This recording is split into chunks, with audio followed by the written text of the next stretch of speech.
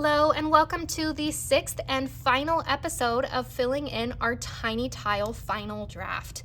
Now we are going to come in with the black today and start filling in so that we have this much black that's filled in our square. So that means if I were to cut out all of the little parts that are filled in black, would it be matching this level?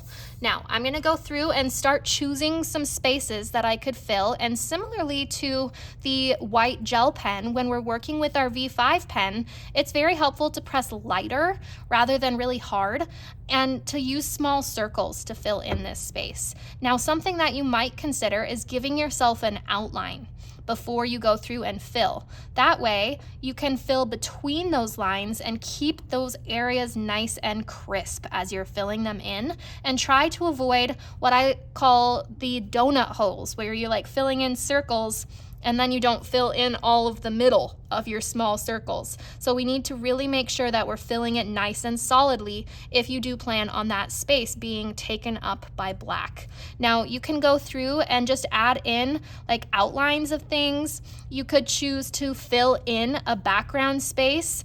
You could consider what areas are typically darker, like this coffee I could fill in to be a little darker, and also consider where could I incorporate shading that could be a little bit darker. Where could I add a shadow on this image? And so just like we did on our practice, I'm going to come through and add some lines just kind of like curving around this cup.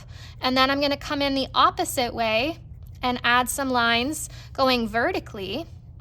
And I'm going to slowly space them out as I get towards the end here. So there's some shading on this little coffee cup.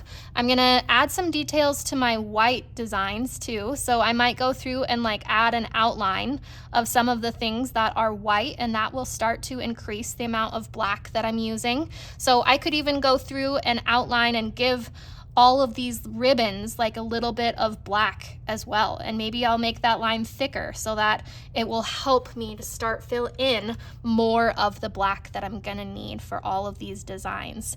And the final check is to look at your tiny tile and think to yourself, do I have this amount of black if I were to cut out all of these parts?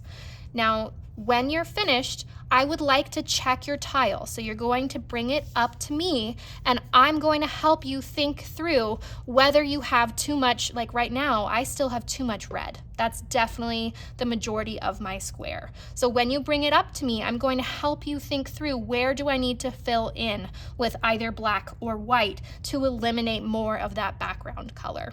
So I'd like to check it, and then you're going to take a picture of this tiny tile and we are going to turn it in on Teams. So you'll go to the tiny tile assignment and you're going to say the little plus sign for insert a photo, and you'll take a photo of this with your laptop and you're going to add it to the assignment. And we'll talk this through a little bit more, but remember that you must get it checked by me before you can turn it in on Teams.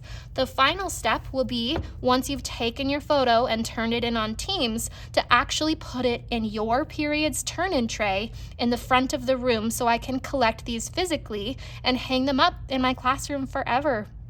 I'm so excited to have another batch to add to our classroom mural. It's looking so cool so far. And my goal is for this mural to wrap all the way around the entire classroom someday. So thank you so much for contributing and for trying your hardest on this. I cannot wait to see what you make. Thanks for watching.